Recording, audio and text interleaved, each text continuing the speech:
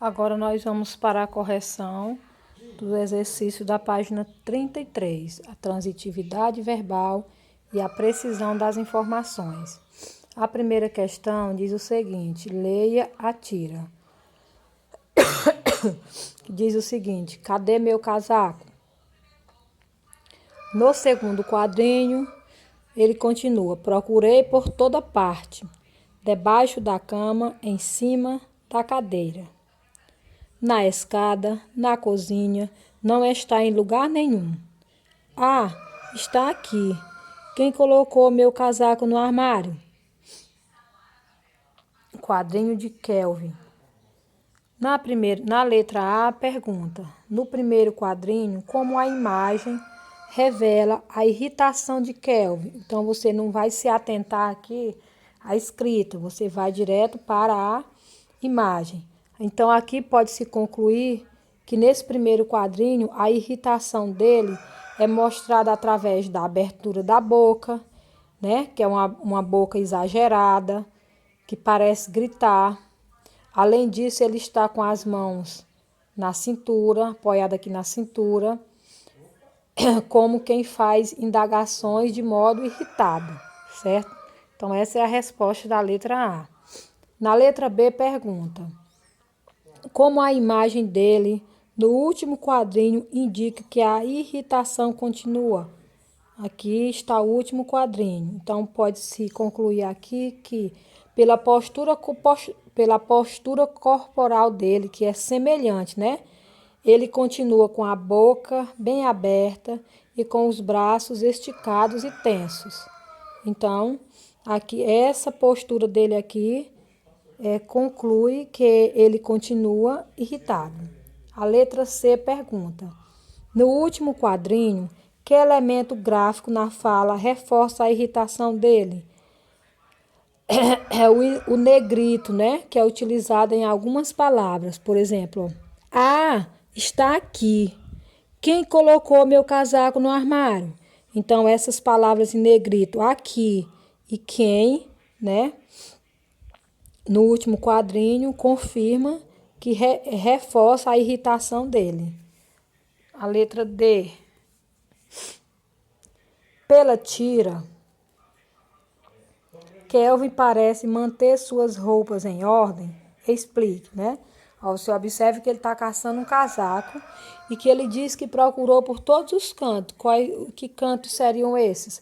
Ele diz que procurou por toda parte, debaixo da cama, em cima da cadeira, na escada, na cozinha, e não estava em lugar nenhum. E no último quadrinho diz que o casaco dele estava no armário.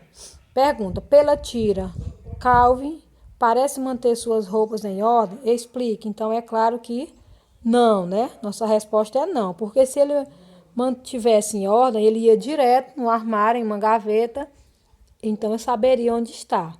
Então, a nossa resposta é não, porque ele parece ser desorganizado, pois procurou o casaco em todos os lugares antes de procurar no armário, que seria o primeiro lugar a verificar se ele mantivesse suas roupas em ordem. A letra E. O que surpreende o leitor e causa humor na tira? Aqui nesse caso, o que surpreende o leitor e causa humor é que, em vez dele ficar feliz, né, ao encontrar o casaco procurado, ele se irrita com quem pôs o casaco no armário. Então, esse é que causa o humor da tira. Letra F. Na fala de Kelvin, no segundo quadrinho, a forma verbal procurei não tem complemento, mas o leitor consegue identificá-lo. Qual é? Como é possível saber? Então, o complemento aí é o casaco, né? A referência ao casaco é feita no quadrinho anterior. Então, esse é um recurso da coesão textual, certo? A letra G pergunta: o contexto da tira ajuda a explicar a fala da personagem? Por quê? Então, aqui, ó, o termo casaco, utilizado aqui no primeiro quadrinho, quando ele diz, cadê meu casaco, né? Aí você dá a entender, pelo contexto, que os outros quadrinhos que dão sequência, você já sabe o que ele está procurando, de que ele está falando. Então, no primeiro quadrinho, aqui nós temos o termo casaco e esse termo é subentendido no segundo quadrinho, mas no modo da emissão. Esse é um recurso de preenchimento de lacuna próprio da coesão textual. Aí fica evidente a função do contexto imediato, certo? Porque você viu aqui no primeiro quadrinho, cadê meu casaco? Então, no segundo, você já sabe de que ele está falando, quando ele diz, procurei por toda parte, debaixo da cama, em cima da cadeira. Então, procurou o quê? O casaco.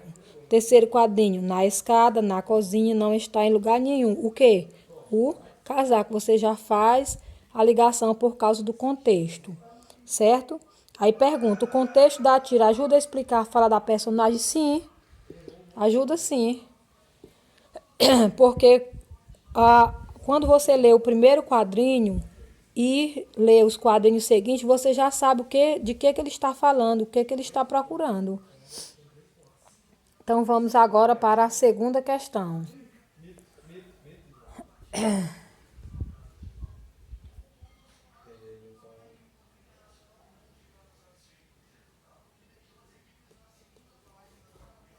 A segunda questão diz o seguinte.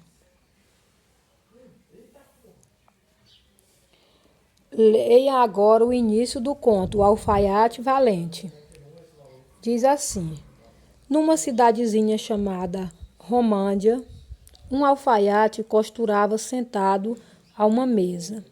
Sobre a mesa havia uma maçã madura, que uma maçã madura em que um bando de mosca pousara, como costuma acontecer no verão. Enfurecido, o alfaiate puxou um pedaço de pano e com ele investiu sobre a maçã. Ao puxar o pano de volta, viu que tinha acertado e matado 7 moscas.